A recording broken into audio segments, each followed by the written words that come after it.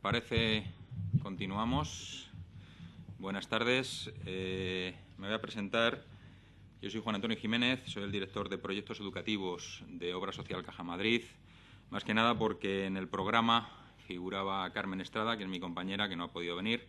Os pido disculpas en su nombre. Aquí estoy yo para presentaros a una persona que, bueno, yo creo que le conocéis vosotros bastante mejor que yo, pero como me toca presentarle, pues don Luis Javier Durán González, profesor de esta universidad, doctor en Ciencias Políticas y Sociología y, bueno, miembro de comisiones éticas y de prevención de violencia en el deporte de ámbito nacional e internacional, con lo cual, pues, una persona, desde luego, involucrada y comprometida con, sobre todo, el deporte y la sociología del deporte, ¿no? Tiene varias publicaciones en este ámbito y ha participado, pues, como veo en su currículum, en innumerables proyectos de investigación de estos temas. Así que yo, sin más, el doctor Javier Durán tiene la palabra. Muchas gracias. Gracias, Juan Antonio. Bueno, en primer lugar, me vais a permitir que mis primeras palabras sean de agradecimiento a los organizadores, tanto a la FAD como a la Fundación Deporte Joven del Consejo, a la Obra Social Caja Madrid, a la Fundación del Real Madrid y, por supuesto, al INEF a través de su decano, ¿no?, de Javier San Pedro, que, por cierto, aprovecho para decir que es una persona que nos está ayudando mucho más de lo que sería lógico esperar de un cargo, ¿no?, de un decano. Yo creo que hay un compromiso personal en el ámbito de conseguir del INEF un referente a nivel nacional y a nivel internacional en el ámbito de la ética y los valores, ¿no?, por lo que estamos luchando, pues bueno, un grupo de personas desde hace ya mucho tiempo y que estamos generando, pues, realmente un grupo de trabajo que al final es lo que realmente hace avanzar. De la presentación de Juan Antonio os diré que lo que más me ha gustado, lo que más me ha llegado es lo que decía él del compromiso, ¿no? Yo creo que ese compromiso personal en el ámbito, durante mucho tiempo en el año de la prevención, durante mucho tiempo en el ámbito de la prevención de la violencia, pero cada vez más en el ámbito del desarrollo ético y el desarrollo de valores a través del deporte, es lo que es un poco el motor de lo que me hace trabajar y la ilusión fundamental por la que estoy aquí a través de mis alumnos dando clase y tratando de ir avanzando, ¿no? Quería también aprovechar para felicitar a los organizadores, lo atractivo del programa, no hay más que verlo en el diseño, y también por la claridad de ideas que evidencia el propio programa. No es frecuente, porque bueno, hasta hace muy poco tiempo había todavía que discutir y que debatir sobre esa naturaleza ambivalente del deporte y leer en un programa ya de entrada que bueno, que el deporte puede promocionar valores positivos, pero puede que no. Creo que es un paso fundamental porque es empezar a ponernos de acuerdo ya en ciertos principios a los que me voy a referir enseguida. Y en segundo, también felicitar porque la estructura y el diseño de las jornadas es muy atractiva, porque creo que hay mucha mesa redonda, mucha mesa de diálogo, que me gusta ese concepto, porque yo creo que lo esencial en estos actos es el diálogo, la comunicación entre personas adultas, personas ya con mucha experiencia en los ámbitos educativos y en los ámbitos deportivos, y yo creo que ahí realmente es donde realmente surgen, como acabamos de ver hace un momento, pues realmente la reflexión y realmente lo más importante, ¿no?, en este ámbito. El objetivo esencial de este primer encuentro sería el de generar un foro de reflexión en torno a la potencialidad. Vuelvo a subrayar el concepto potencialidad, ¿no?, del deporte como transmisor de valores sociales y personales. O, si lo queréis decir de otra forma, como fuente de educación y de prevención de conductas de riesgo, tal y como aparece en el programa de este primer encuentro. ¿Por qué subrayo potencialidad? Os lo decía hace un segundo, ¿no?, porque hoy está plenamente asumido que los valores positivos del deporte en absoluto nos van a venir caídos del cielo. Es decir, no nos vienen regalados en absoluto. Es decir, van a depender de nuestros modelos de intervención, van a depender de nuestra voluntad, de nuestras herramientas, de nuestras estrategias, ¿no? Por tanto, esa naturaleza potencial, diríamos, en cuanto a transmisor de valores del deporte, nos conduce directamente a aceptar lo que se suele denominar la naturaleza ambivalente del deporte. Es decir, asumir algo tan evidente como que el deporte puede ser fuente de educación, puede ser fuente de salud, puede ser fuente de integración, pero desde luego, allí donde ponéis un valor podéis poner un contravalor. El deporte puede ser fuente de ignorancia, por supuesto, de enfermedad, de lesión, evidente, de violencia, por supuesto, de exclusión, ni que decir tiene. Es decir, que ahí donde pongamos que el deporte puede ser fuente de valores positivos, tenemos que asumir que también puede serlo de valores negativos. Esto nos conduce, esta naturaleza ambivalente nos conduce directamente a asumir nuestra responsabilidad personal y nuestra responsabilidad profesional. Dicho de otra forma, es decir, a tomar conciencia de que de nuestras actuaciones profesionales se pueden derivar consecuencias positivas, pero se pueden derivar consecuencias de valor muy distinto, consecuencias muy negativas para las personas que están a nuestro cargo y para los deportistas que, en definitiva, nos responsabilizamos de ellos, ¿no? Ya de entrada me gustaría ya extraer unas primeras consecuencias. Y las primeras consecuencias que yo extraería sería la importancia de obtener la máxima formación específica en el ámbito del deporte y los valores sociales. Es decir, lo que aquí tenemos que empezar a asumir ya es que si realmente queremos tener esas consecuencias positivas del deporte, debemos de utilizar de forma intencionada modelos, herramientas, estrategias que, en definitiva, hayan resultado ya eficaces y podamos utilizarlas con garantías. Y existen, y os han hablado a lo largo de estas jornadas de ellas. Lo podemos decir de otra forma, es decir, para obtener un desarrollo moral con el deporte, porque de eso estoy hablando y de eso me gustaría que se entendiera, yo lo que estoy hablando es de utilizar el deporte, en definitiva, para hacer mejores personas y mejores ciudadanos. Quiero dejar claro desde el principio eso por si hay alguna duda, ¿no? Para obtener un desarrollo moral con el deporte, en absoluto es suficiente la práctica deportiva. Es esencial el papel del profesor de educación física o del técnico deportivo. Y eso va a implicar tiempo y esfuerzo. En algunas ocasiones se dice, bueno, pues tiempo y esfuerzo que habrá que quitar de otro sitio, por supuesto. Al final es una opción de valorativa, es decir, al final si estamos optando por transmitir ciertos principios y ciertos valores, ahí necesitamos un tiempo y una dedicación, que tampoco tiene que ser exagerada, pero desde luego tiene que haber un compromiso personal, volviendo un poco a la palabra con la que iniciábamos esta charla, ¿no? Voy a poner algunos ejemplos, ¿no?, de esta necesidad de compromiso educativo y de que los valores no nos vienen llovidos, ¿no?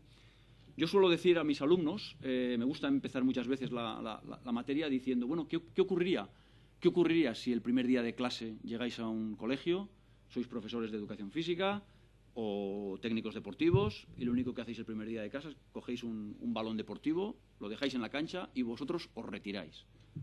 Y ante la primera sorpresa de los alumnos ven que no, que te retiras y que te has dedicado a sentarte en un asiento y simplemente les dejas hacer.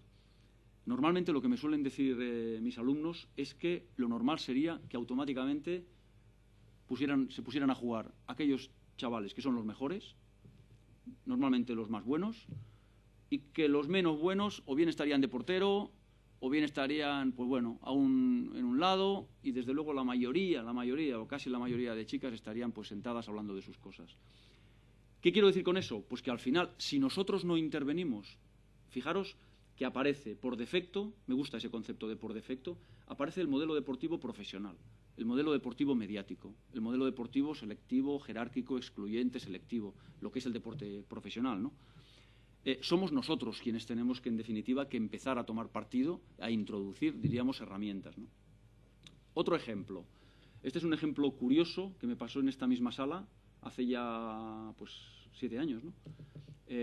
Vinieron a presentar este trabajo sobre violencia de género. Era un estudio que hizo el Instituto de la Mujer en el año 2001 sobre prevención de violencia contra la mujer desde la educación secundaria, y vinieron a presentarlo aquí. Y la persona que vino del Instituto de la Mujer no sabía cómo decírnoslo. No sabía cómo decírnoslo.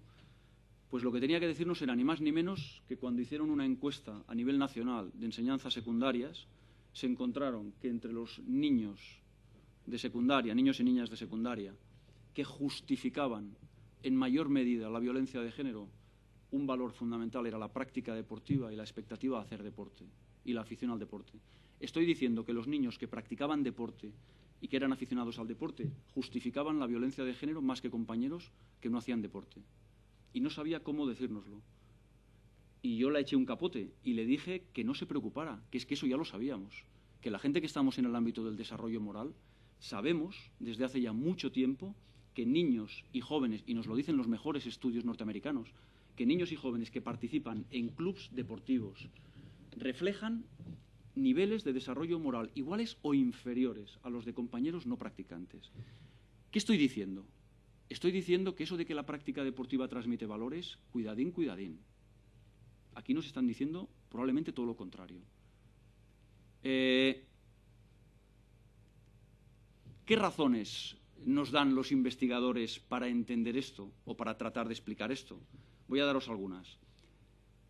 En primer lugar, la mayoría de clubes infantiles y juveniles deportivos están reproduciendo modelos deportivos profesionalizados y elitistas, algo tan claro y tan sencillo como esto.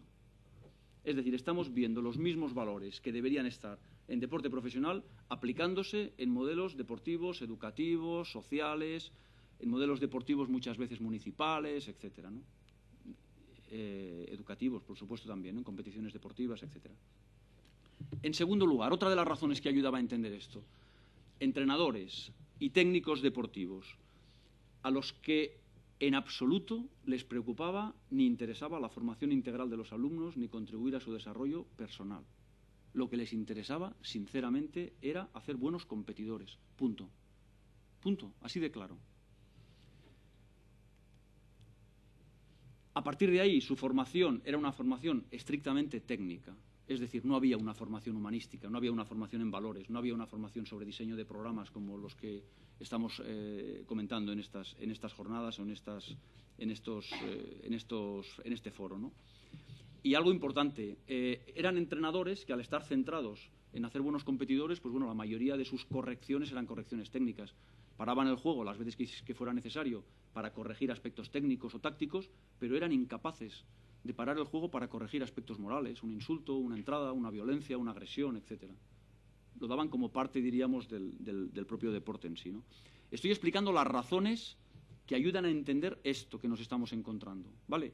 Y que en nuestros ámbitos, evidentemente, nos debe preocupar. Yo solo lo planteo un poco como a nivel de preocupación y de ponernos las pilas, no por otra cosa, porque es evidente que la potencialidad educativa del deporte todos lo sabemos, ¿no? Pero bueno, hay que ir más allá de la palabra y hay que actuar en consecuencia, ¿no? Consecuencia de esto, pues bueno, que todas esas potencialidades educativas del deporte, que muchas veces a los organismos se nos llena la boca y rellenamos hojas y folletos, etcétera, pues bueno, que se terminan perdiendo. Que dilapidamos una herramienta educativa extraordinaria, como es el deporte.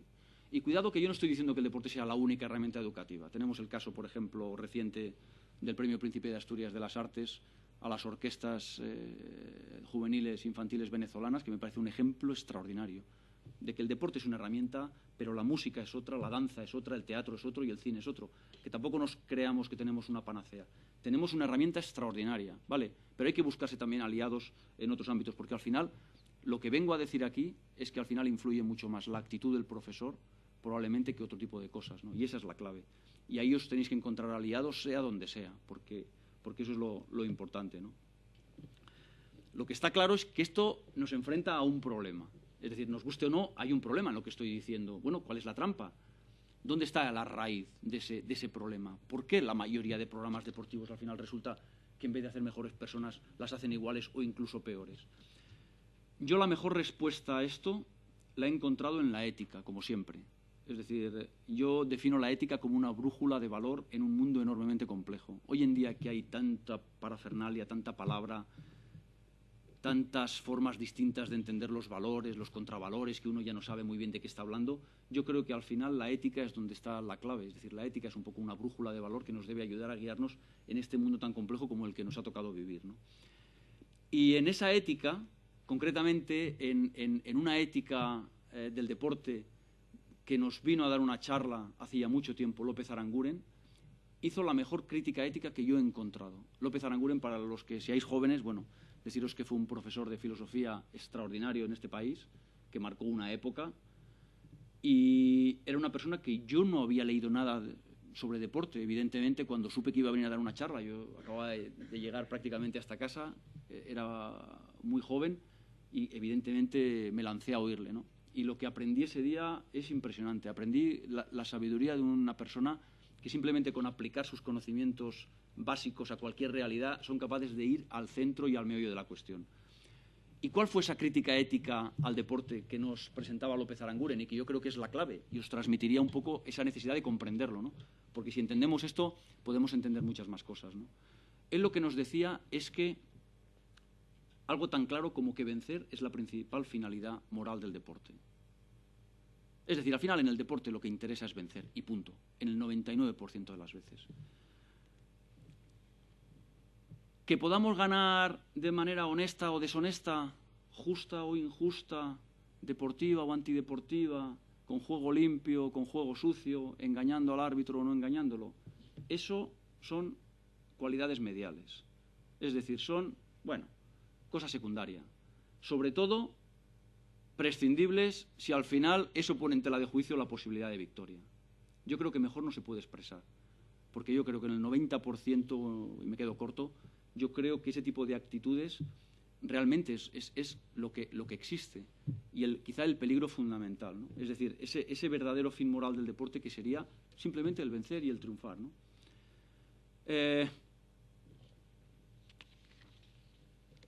Esa moral finalística, esa moral del resultado, es decir, sabemos todos perfectamente que en el deporte al final lo que cuenta es el resultado final y en función de eso hacemos todas las valoraciones previas, ¿no? Esa moral finalística o esa moral del resultado, que sería la característica esencial del deporte, o si queréis llamarla la moral del triunfo o la moral de la victoria, él decía que era muy discutible en términos de ética. ¿Por qué? Bueno, porque al final él argumentaba y razonaba lo siguiente. Dice, la competición deportiva se convierte en un campo muy difícil para trabajar valores éticos y valores de tipo prosocial. ¿Por qué? Porque su esencia, que sería el principio moral por excelencia de lo que él llamaba el deporte, radica en el valor de la victoria propia y en la derrota del contrario. Y esas actitudes egoístas y de interés propio estarían en la propia esencia. ¿Qué es lo que nos decía López Aranguren? Lo que nos estaba diciendo es que en una realidad donde al final o ganas tú o gano yo, decirme cómo puedo trabajar en algunas ocasiones valores de tipo prosocial. Ahí ya generaba una duda muy importante, una duda que yo he intentado avanzar. Decía Humberto Eco que cuando un enano se sube a hombros de un gigante, incluso todavía puede llegar a ver un poquito más lejos, ¿no? Bueno, pues yo lo que hago es eso, subirme a los hombros de Aranguren, donde él nos lo dejó, y decir, esto me interesa mucho, me gustaría saber, profundizar un poco más. Y con ayuda de alumnos de este año, hemos estado trabajando un poco en este ámbito y hemos llegado a una serie de reflexiones sobre los valores que me parecen muy interesantes. Y además, esta mañana Fernando Sánchez Bañuelos ha introducido ya una reflexión en torno a la importancia de los valores universales o valores éticos, contravalores, etcétera, que me parece un camino muy, muy, muy interesante. Yo voy a seguir un poco en esa vía. Y voy a plantear lo siguiente. Fijaros una cosa. Muchas veces cuando decimos ¿qué tipo de valores transmite el deporte? Y nos dicen trabajo en equipo, cooperación, liderazgo, disciplina, compromiso, afán de superación, logro, éxito, autocontrol. Yo creo que cualquiera de nosotros asume que realmente estos valores son propios de la actividad deportiva. Yo creo que sí, ¿no? Bien. Ahora yo os pregunto, echar un vistazo a esos valores y decirme si son propios también de un grupo terrorista o de un grupo mafioso. ¿Los terroristas, la mafia, trabaja en equipo? ¿Con cooperación? ¿Necesita liderazgo? ¿Disciplina? ¿Compromiso? ¿Afán de superación? ¿Logro? ¿Éxito? ¿Autocontrol? Empezar a pensarlo. ¿Qué pasa aquí? ¿Dónde está la trampa? ¿Dónde está el truco? Porque tiene que haber algo ahí. Aquí falla algo. ¿Qué es lo que está fallando? Que no es un fallo, es simplemente necesidad de reflexión. Yo a esto le llamo valores instrumentales o mediales. ¿Por qué? Es muy fácil, porque lo acabamos de ver. Son valores que pueden servir para un bien positivo o para un bien inmoral, para un bien ético o para un bien inmoral, ¿vale? Por tanto, vamos a llamarles valores instrumentales, que tienen su valor, por supuesto, y no estoy diciendo que no, pero un valor, diríamos, de un nivel inferior a otros, ¿de acuerdo? Porque dependerá un poco de la finalidad que orientemos. Yo hablaría a partir de ahí, yo empezaría a hablar ya de otra serie de valores, que yo llamo ya valores que más se aproximan a finales. No sé si serían finales, porque todavía habría mucho que discutir, pero que desde luego ya nos van aproximando a los conceptos del bien y de la justicia, es decir, los valores éticos por excelencia, que a veces es difícil definirlos, ¿no? Pero, por ejemplo, ya cuando empezamos a hablar de solidaridad y de empatía, y yo les preguntaba a mis alumnos, ¿pensáis que la solidaridad y la empatía podría estar ya en un grupo violento, en un grupo terrorista, en un grupo mafioso? Ahí ya empezábamos a tener dudas. ¿Por qué? Porque yo creo que la clave está en que estos valores ya empiezan a identificar o a implicar una identificación emocional con el otro. La empatía todos sabemos lo que es, ¿no? Ponernos en la piel de, tratar de ponernos en la piel de otra persona. Fijaros que lo que estoy hablando ya es de una identificación emocional con otra persona. Esa frase tan manida de te acompaño en el sentimiento cuando hay una defunción, creo que lo expresa perfectamente bien. Son valores donde tienes que hacer un esfuerzo por tratar de entender el sentimiento de la persona que tienes delante. Cuando uno empieza a trabajar ya la solidaridad y la empatía, te cuesta empezar ya a ver una direccionalidad inmoral. Ya empiezan a ser valores que ya tienen ya una carga, diríamos, mayor que los anteriores. Y superiores todavía aparecerían dos valores que serían el altruismo y la abnegación. ¿Por qué considero incluso superiores a la empatía o a la solidaridad? Porque fijaros, porque ya no solo implican una identificación emocional, ya implican el sacrificio de los propios intereses personales en beneficio del otro. Eso es la definición de altruismo y de abnegación. Supeditar tus propios intereses en beneficio de otra persona. En este punto, yo os diría que hay una clave que a mí creo que me ha ayudado a entender. Yo creo que la clave está en el afán de universalización. Un grupo terrorista, un grupo violento, un grupo mafioso, lo único que les preocupa es defender los derechos de los de su grupo, de los nuestros, de la familia, de uno de los nuestros. La clave está en las personas cuando somos capaces de universalizar esos valores, cuando ya no nos conformamos por reconocer esos valores o esa dignidad a la gente de nuestro grupo, sino cuando tratamos de identificar o de generalizar, diríamos, ese tipo de principios, ¿no? Extenderlos a todos los derechos humanos, ¿no? Y no solo a los nuestros. Yo creo que estamos tocando, os lo digo sinceramente, el reto del siglo XXI. Vivir en la tribalidad o vivir en la ciudadanía. Hoy mismo me gustaría comentároslo, porque es que de verdad, esta mañana, quizá porque estaba yo con la cabeza en esto, ¿no? Esta mañana he visto una carta en la prensa de hoy, en El País, que se llamaba así, tribalidad o ciudadanía. Y os lo voy a leer, porque es que no tiene desperdicio, es que da en la esencia.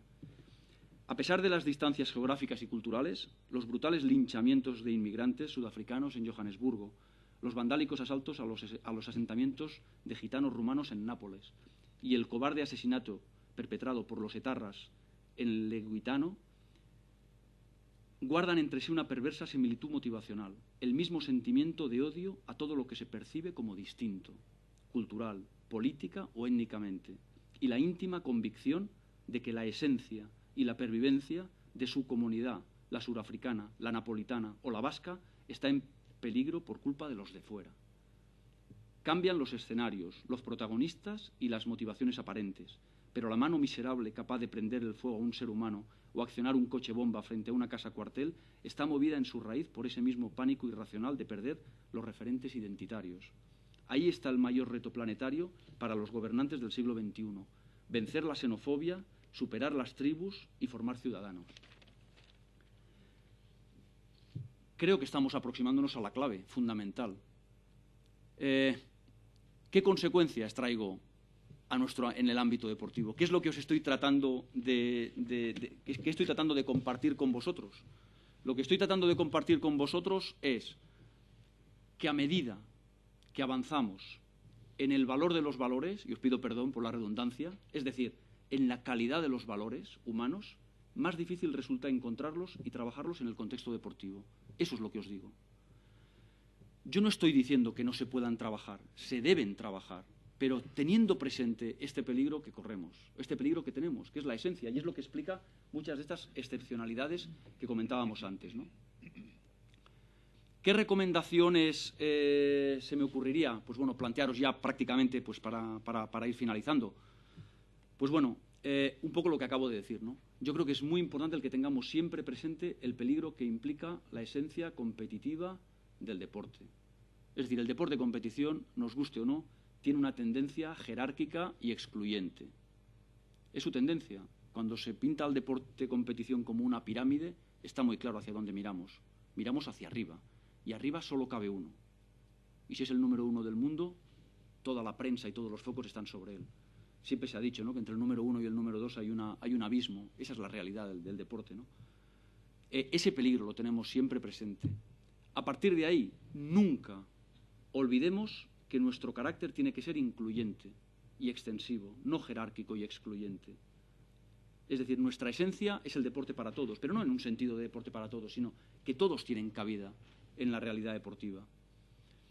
A mí esto, cuando tomaba esta frase, recordaba algo que leí no hace mucho, y es una persona en un curso, un entrenador deportivo, un chico joven, que me decía que tenía un chaval, cuando hablábamos de la necesidad de que todos los niños jugaran un cierto tiempo, etcétera, ¿no?, decía que había un chico que era muy malo y que cuando él le decía de jugar decía que no, que prefería no salir para no fastidiar al equipo. ¿Os podéis imaginar la cantidad de deseducadores que habrá tenido ese crío hasta llegar a ese momento de incompetencia ya asumida? Es decir, eso es lo que estamos hablando. Es decir, en el peligro que corremos siempre, esa tendencia, diríamos, a ver un poco la jerarquía o la exclusión, pero por una sencilla razón, porque estamos centrando nuestra atención, diríamos, en los mejores, ¿no? Yo vengo a decir algo así como que deberíamos siempre tener la imagen de la competición como un caballo con tendencia a desbocarse. Esa es la clave de la competición deportiva. Yo creo que si tenemos presente eso, estaremos de acuerdo en que se va a requerir de muy buenos jinetes, es decir, de muy buenos educadores, para tratar de compensar un poco, diríamos, esa espada de Damocles, que en definitiva es la que tenemos ahí presente y a la que me estoy refiriendo, ¿no? Otra recomendación que haría sería la de utilizar siempre de mecanismos correctores. El hecho de que todos juegan. No todas las federaciones deportivas obligan a jugar a todos los chavales. Ahí veríamos niveles morales muy diferentes entre unos deportes y otros. En determinadas federaciones deportivas, un niño de 10 años se puede pasar la temporada entera en un banquillo. Y, sin embargo, en otras federaciones deportivas con una mayor sensibilidad moral, bueno, llegaron al acuerdo en que era una aberración educativa y que todos los niños debían jugar, sean buenos, sean malos o sean regulares, un cierto número de minutos, ¿no? Otra cosa importantísima, utilizar a los padres como aliados, mediante una comunicación directa y sincera con ellos. Esta mañana he tenido una experiencia muy interesante en clase. Un compañero exponía un trabajo muy bonito sobre una aplicación de valores con un grupo deportivo de 12 críos de un equipo de fútbol sala. 6 eran gitanos y 6 payos. Ha sido un trabajo precioso, ¿no? Y en un momento determinado él ha comentado que reunió a los padres al principio para explicarles lo que iba a hacer con sus hijos y que tan solo un padre se puso en contra. Curiosamente, cuando das charlas, los propios alumnos te dicen que muchas veces los mayores problemas los generan los padres. Y yo les digo, ¿pero habéis hablado con los padres? ¿Habéis tenido reuniones previas al empezar una temporada con los padres? ¿Les habéis dicho cuál es vuestra filosofía? ¿Cuál es vuestra forma de entender? ¿Qué tipo de valores queréis trabajar con sus hijos? ¿Se lo habéis dicho? ¿Habéis preparado algún pequeño díptico para que conozcan vosotros vuestro trabajo? Hacerlo y luego me decís si los padres se convierten en aliados o se convierten en problemas. Porque la experiencia me dice que cuando se hace, el 99% de los padres responden bien. Y los que no responden bien se van quedando aislados. Y yo creo que es importante eso. Muchas veces damos por hecho ciertas cosas y no lo estamos asumiendo, ¿no? Y luego, finalmente, yo diría que también es muy importante el crear mecanismos de control ético en las instituciones deportivas, ¿no? Lo que yo llamo observatorios éticos del deporte. Que grupos de personas con una cierta sensibilidad se planteen reuniones periódicas para decir, bueno, ¿dónde están nuestros problemas, nuestros retos? ¿Qué debemos hacer? ¿O qué deberíamos intentar mejorar desde un ámbito de la ética y los valores, ¿no? Para que no quede solo sobre una persona, sino que haya de alguna manera una responsabilidad compartida, ¿no? Y por mi parte nada más, o sea que simplemente yo lo que os diría es que, bueno, que os lanzo un montón de ideas, que es lo que he venido un poco a traer aquí, y que estoy encantado de que el tiempo que decidáis lo dediquéis a preguntarme, a reflexionar o a preguntaros entre vosotros o a contarnos experiencias, ¿no? Porque yo creo que así aprendemos todos. Gracias.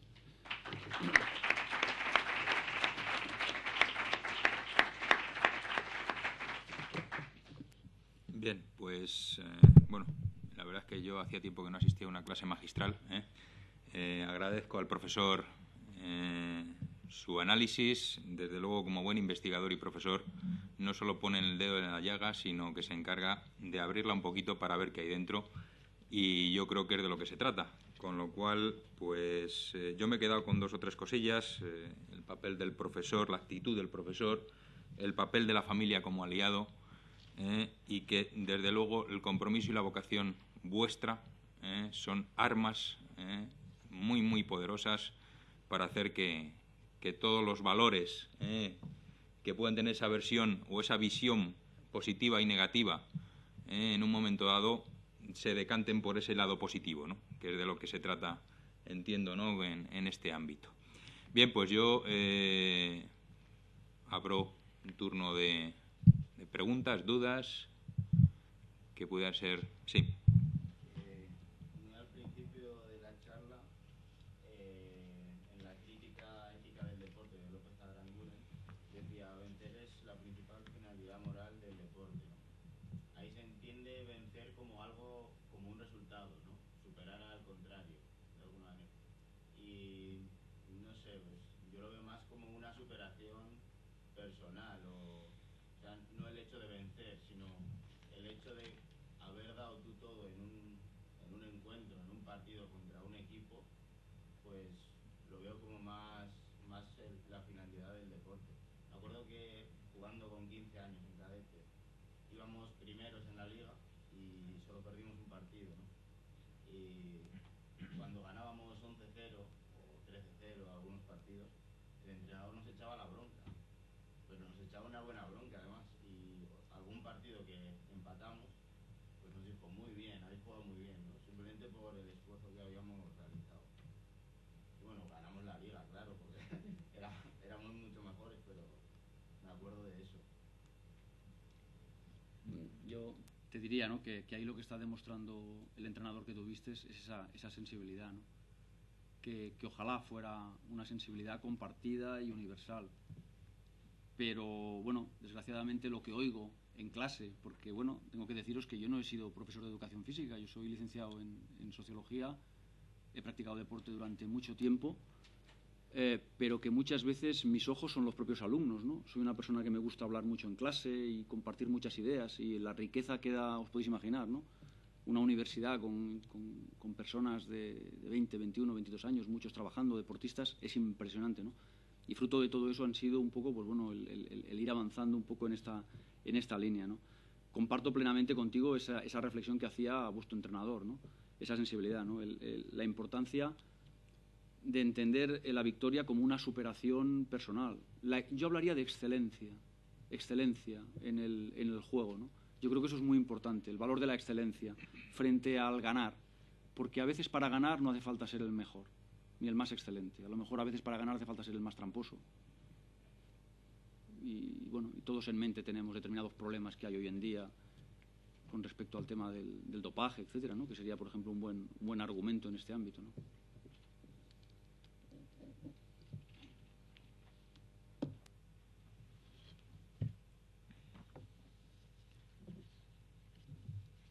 A ver, Noelia te pregunta: la vida muchas veces no es justa y en multitud de ocasiones toca afrontar o asumir golpes. Se podrían llamar derrotas. ¿No es el deporte de competición, bien orientado, un buen medio para educar o promover el desarrollo de la persona en ese aspecto? Es muy interesante la pregunta, porque la justicia es un concepto clave de la ética, ¿no? Y la derrota deportiva, cuando se dice que la cancha deportiva es como una cancha social en miniatura, es verdad. Yo creo que la derrota deportiva debería ser un lugar de aprendizaje de los límites de cualquier ser humano. Cuando se habla de que la educación tiene que haber límites a los niños, a la gente joven, está claro. Y la derrota deportiva es una limitación, el aceptar que hay gente que es mejor que nosotros, y punto. El aceptar que hay gente que es mejor que nosotros, y ya está.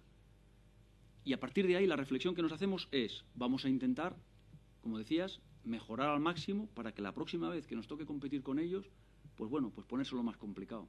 Por supuesto que la vida es injusta. Claro que la vida es injusta y la naturaleza es injusta. Pero aquí no me gustaría quedarme en eso. Aquí me gustaría dar un paso más. Y os diría una cosa. La ética, lo que hace el ser humano con la ética es no aceptar la injusticia de la naturaleza, sino luchar contra ella. Es injusto que un niño nazca en un país africano y no tenga ni para comer. Es injusto que un niño nazca en una chabola sin padres o con padres drogadictos. ¿Qué culpa tiene esa persona? ¿Qué es la ética? La ética es que el ser humano se rebela contra la injusticia de la naturaleza. Y lo que trata es de paliar eso. Y todo lo que podamos paliar las injusticias es un paso adelante en el ámbito de la ética y en el ámbito de la moral. El deporte, ¿qué tiene que ver el deporte con la justicia? Pues el deporte con la justicia tiene mucho que ver. Por ejemplo, en el deporte la justicia es básica. La justicia antes de la competición y la justicia durante la competición. Para competir es necesario que haya un punto de partida previo. ¿Vale? Y también durante la competición tiene que haber unos valores compartidos de justicia para todos igual. Pero aquí yo haría la reflexión siguiente. Frente a niños y niñas con peores aptitudes deportivas, yo diría que la ética deportiva os obliga a generar mecanismos correctores. Esta mañana este compañero, este alumno que presentaba su trabajo en clase, ha puesto un ejemplo precioso. El chaval peor de la clase, deportivamente hablando, el más inepto, el técnicamente menos dotado, que todos los chavales se burlaban de él, él genera un sistema de puntuación en cuanto al desarrollo del esfuerzo, el desarrollo moral, etcétera, diciendo que lo que importaba no era el punto de partida, sino la superación. Total, que hace una serie de evaluaciones progresivas y ese chaval es el que ha conseguido, diríamos, el mayor éxito. Y ese éxito, al final, eran minutos de premio para ellos para que pudieran jugar un partido. En un ejemplo tan sencillo como ese, lo que nos ha puesto de manifiesto es que el resto de compañeros estaban encantados con él, porque habían valorado el esfuerzo que había hecho ese chico. Y que ese esfuerzo al final había tenido una compensación que beneficiaba a todo el grupo, a todo el colectivo, a toda la clase. Esos son los mecanismos a los que me refiero. Esa sería la forma que tendría la ética del deporte de compensar, en nuestro caso, pues bueno, a lo mejor diferentes aptitudes o diferentes, diríamos, aspectos, diríamos, con respecto a la potencialidad deportiva de cada cual, ¿no?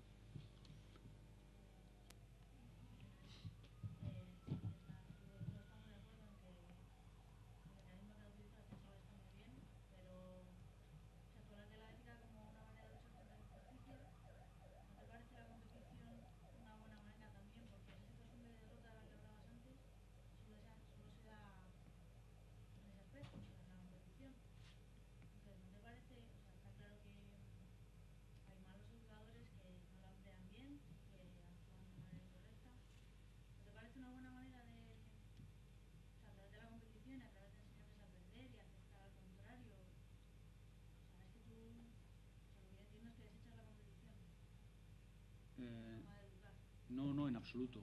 Y si transmito eso, no era mi intención. Lo que he dicho a lo largo de la... lo tenéis ahí en la primera frase. Es decir, yo lo que digo es que la competición tiene muchos peligros y que debéis de utilizar mecanismos correctores. Es lo que estoy diciendo. Por supuesto que la competición se puede utilizar y es que es una herramienta y una estrategia. Lo que digo que no se suele hacer. No se suele hacer. Esta mañana, por ejemplo... he preguntado, un compañero en clase ha comentado una frase como esta, decir, bueno, hombre, podemos trabajar con valores siempre y cuando no se nos exijan resultados. Así de claro lo ha dicho, ¿eh? Y yo me he quedado con la frase. Y yo he lanzado la pregunta a toda la clase. Digo, ¿me estáis diciendo que trabajar con valores en el ámbito del deporte y conseguir buenos resultados deportivos son incompatibles? Es eso lo que me estaban diciendo. Y la mayoría me han dicho que sí, que lo creían. Y os estoy hablando de personas que están acabando una asignatura de deporte y valores sociales, que están en tercero, que hemos tenido mucho tiempo de reflexión con ellos, ¿eh? Tienen asumido ese principio de que el trabajo con valores, al final, hay como un aspecto, diríamos, contradictorio con respecto al rendimiento deportivo. Y luego un compañero ha hecho una muy buena reflexión y ha dicho que a largo plazo sí que habría unos buenos rendimientos deportivos, pero que se sienten muy presionados. Y yo digo, pero cuando me dices, sí, nos sentimos muy presionados por los éxitos. Y yo le pregunto, pero bueno, ¿estás entrenando al Real Madrid, al Barcelona, en la Champions? No. Y me hablaban de equipos federados, de críos de 14 y 15 años, y ya hablaban de esa presión. Y yo digo, pero vamos a ver, vamos a ser sensatos. ¿Lo habláis porque estáis hablando o estáis realmente convencidos de que esa presión existe? ¿Y de quién es la presión? Y ha salido el tema de los padres, que fundamentalmente la presión es por los padres. Y es cuando yo les he introducido la tercera idea que tenéis ahí. Y digo, ¿alguno de vosotros ha hablado con los padres al principio? Cuando habéis empezado una competición, cuando habéis empezado una campaña, nadie lo había hecho, uno. Y al que lo había hecho le he dicho, ¿y qué tal el resultado? Magnífico. Digo, pues entonces, a lo mejor lo que nos falta es una comunicación directa y sincera con los padres y explicar realmente lo que queremos hacer y qué valores queremos trabajar. Y no solo que queremos trabajar unos valores a largo plazo, sino que estamos convencidos de que al final esos valores pueden tener una buena cualidad deportiva, es decir, una buena consecuencia en cuanto a la competición deportiva. Es decir, que no, en absoluto estoy negando la competición, ¿eh? Y mira, me alegro que me lo hayas dicho para aclararlo, porque me pasa muchas veces. Quizás soy muy efusivo en la manera de expresarme, ¿no? Pero en absoluto. También te digo una cosa, soy un gran amante del deporte, espectáculo. Y mira, he entrado justo esta tarde cuando estabas hablando de tu vivencia personal.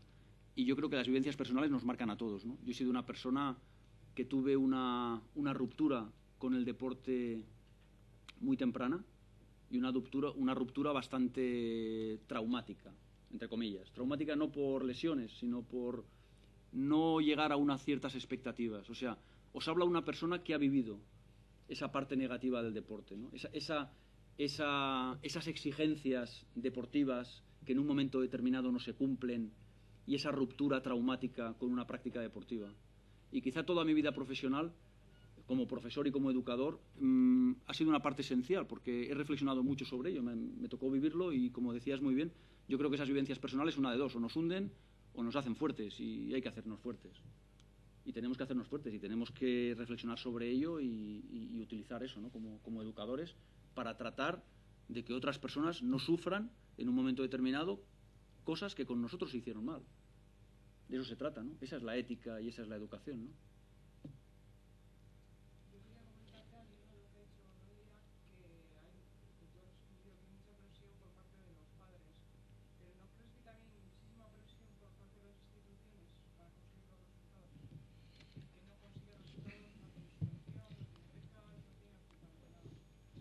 A ver, sí, padres e instituciones, sí. Vamos a ver, vuelvo a repetir lo de los padres. Es decir, los que me decían que tenían presión por los padres eran mis alumnos. Son mis alumnos los que en un momento determinado dicen, no, si es que los que nos presionan son los padres. Y es cuando yo les pregunto, ¿pero habéis hablado con los padres? Y no. Es decir, no habían hablado. Entonces, sienten la presión quizá porque hay una falta de comunicación previa, porque ellos a lo mejor son los que están entrando ya en una manera de excesivamente tecnificada a edades tempranas, cuando no se tendría que tener esa preocupación. Por tanto, quiero decir que los padres como problema, yo no lo veo tan... sinceramente, yo creo que eso se podría solventar mediante comunicación mucho más directa, con nuestras ideas claras y comunicándonos. Y creo que ahí solventaríamos gran parte de ese problema y haríamos del problema una virtud, porque tendríamos a los padres como aliados. Eso con respecto a los padres. Y con respecto a las instituciones, a ver, está claro que a medida que aumentamos o que vamos avanzando en la pirámide deportiva, las exigencias son mayores en todos los órdenes. Es muy fácil. Si en vez de una pirámide deportiva pintamos una pirámide social, arriba es donde está el éxito, la fama, el poder, el prestigio y, lo más importante, el dinero. Vale, yo lo que os digo es un principio de la ética. Donde más dinero hay en juego, menos principios hay. Por definición. Puede haber excepciones, pero en general esa frase de la Biblia de que, ¿cómo era? Lo del camello en el ojo de... que era más difícil que un rico entrar en el reino de los cielos que un camello por el ojo de una aguja. Pues mira, es una frase que ahí la religión y la ética van de la mano. Hay momentos en que religión y ética van de la mano, hay otros momentos que bueno, cada uno está mirando a otro lado, ¿no? pero sería un buen ejemplo. Y entonces, a partir de ahí, por supuesto, a medida que vamos avanzando en la pirámide deportiva, competitiva, institucional, de éxitos, menos valores, está clarísimo, y más difícil trabajar los valores. Pero lo que no puedo admitir es que en ámbitos educativos, escolares, municipales, locales, sociales, de barrio, estemos utilizando modelos y herramientas deportivas propias de la alta competición, que ese es el gran problema, que muchas veces estamos reproduciendo mecanismos y lógicas que no tienen nada que ver. O sea, no puede un niño de 10, 11 y 12 años, no puede estar sentado en un banquillo toda una temporada, no. Vamos a llamar otra cosa, ¿no? Y no llamemos educación, por supuesto no llamemos valores. Es decir, yo creo que ahí nos estamos encontrando pues muchos errores, ¿no? en ese ámbito.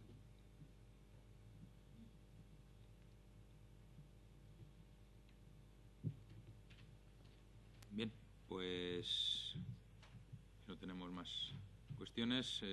Muchísimas gracias, profesor.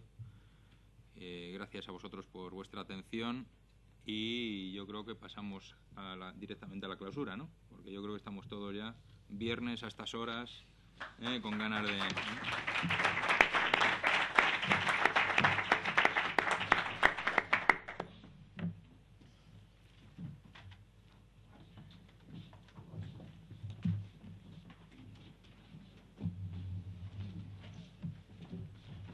Muchísimas gracias, Javier. Enhorabuena a vosotros, enhorabuena. Delicioso. Me ha dicho Javier Santero que puede que un poco el protocolo.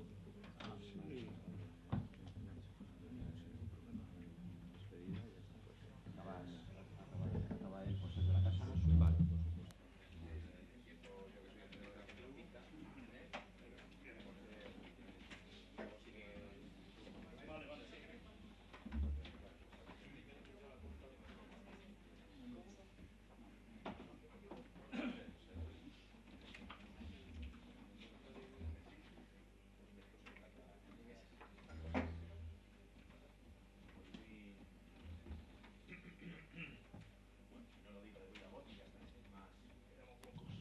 Somos pocos, así que vamos al grano y a cerrar.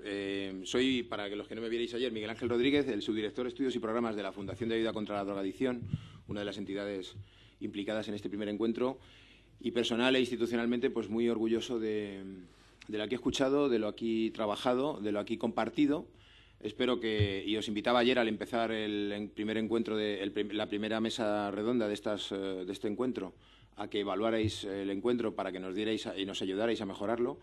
Pone que es el primero y el primero tiene vocación de continuidad y de parte de la FAD intentaremos estar a la altura de las circunstancias y no sufragar, porque no tenemos los medios, pero sí convocar a nuestros socios, a nuestros aliados, a nuestros amigos, a que nos volvamos a encontrar en unos segundos, que lo haremos, espero, mejor todavía que este, ¿no? Que ha sido, pues no muy numeroso el público, pero sí muy interesante en lo dicho y en lo participado con todos vosotros. Así que por parte de la FAD, muchísimas gracias y hasta la próxima y que sea prontito.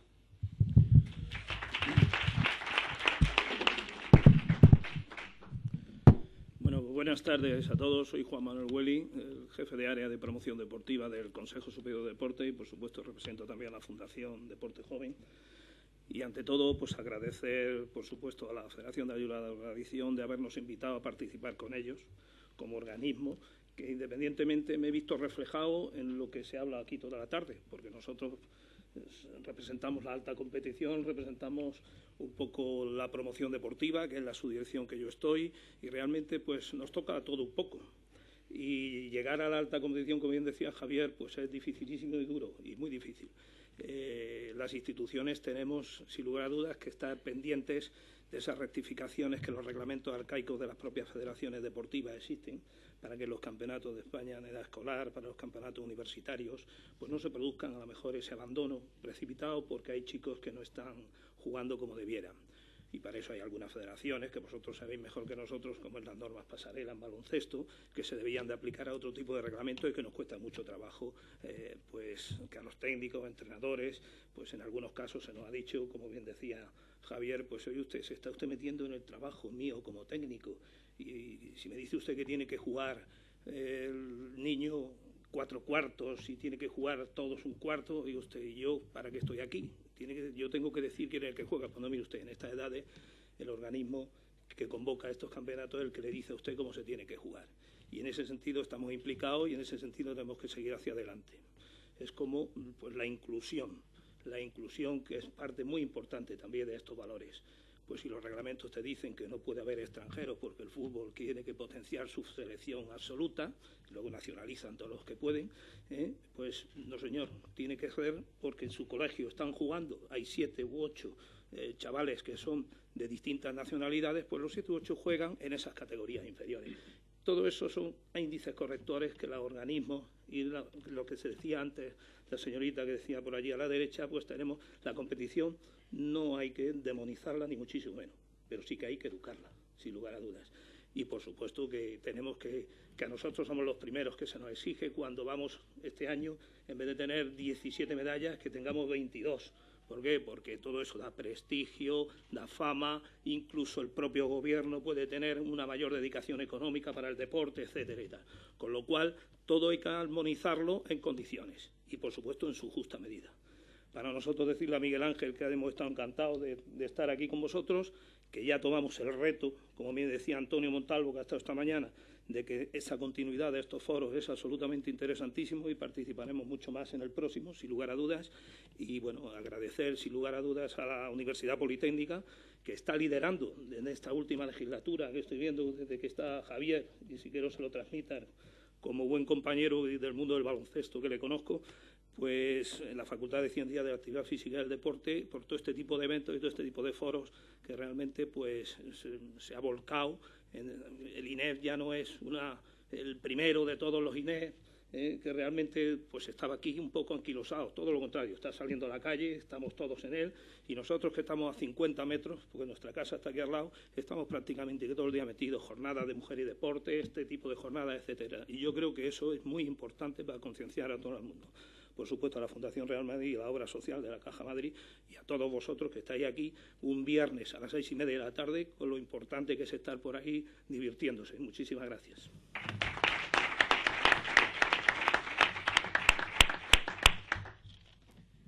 Bien, pues yo en nombre de Obra Social de Caja Madrid, en principio agradecer, lógicamente, a la facultad su dedicación y su esfuerzo para que esta jornada pues haya salido tan bien, al Consejo Superior de Deportes por su papel, lógicamente, también en estos esfuerzos colectivos para mejorar entre todos el ámbito de la educación de nuestro bien más preciado, que son nuestros jóvenes y nuestros niños, ¿no? Y a nuestros compañeros de viaje, pues, ¿qué le voy a decir? Pues que encantados y que seguiremos navegando juntos a la Fundación de Ayuda contra la Drogadicción. Yo simplemente, como gestor de proyectos educativos desde hace muchos años, yo no soy profesor ni soy experto en educación, pero llevo muchos años ya gestionando proyectos educativos y yo siempre me quedo con algunas claves que me parecen muy importantes y que sí me gusta transmitir en cuanto a lo que el valor y el esfuerzo del profesorado supone. Y no solo, como ha dicho antes el profesor Durán, sobre el tema del profesorado y su aliado, que debe ser la familia, sino en todos en general, debemos tener muy en cuenta que, o por lo menos yo sí lo tengo presente, y es que la base de la educación es el ejemplo. Lo que hagamos, nuestros hijos, y yo como padre de un niño de 4 años, lo veo clarísimo. Es decir, uno cuando se hace, cuando llega padre o madre, se da cuenta de lo que significa eso para un niño, ¿no? Entonces, el ejemplo que demos, que sea siempre positivo. Y que la recompensa sea siempre a través del esfuerzo. Ahora mismo en la sociedad en la que vivimos todo es muy fácil. Gracias a Dios nosotros estamos además en un ámbito, en la sociedad privilegiada, en la sociedad que tiene todas las posibilidades del mundo, y no debemos de perder nunca la referencia de que la única manera de mantenernos en el buen nivel social que tenemos es que todo tipo de recompensa tiene que venir a consecuencia de un esfuerzo. Y por último, y para finalizar, que estamos todos muy cansados, sí me gustaría repetir una frase de John Stuart Mill que leí hace unos días y que me parece que viene muy al cuento, sobre todo por el ámbito en el que nos movemos, de profesores de la educación física, aunque es de ámbito general y válido para todo. Y dijo Stuart Mill: al estudiante que nunca se le pide que haga lo que no puede, nunca hace lo que puede. El reto está ahí y el reto es vuestro. Mucha suerte y ánimo. Muchas gracias.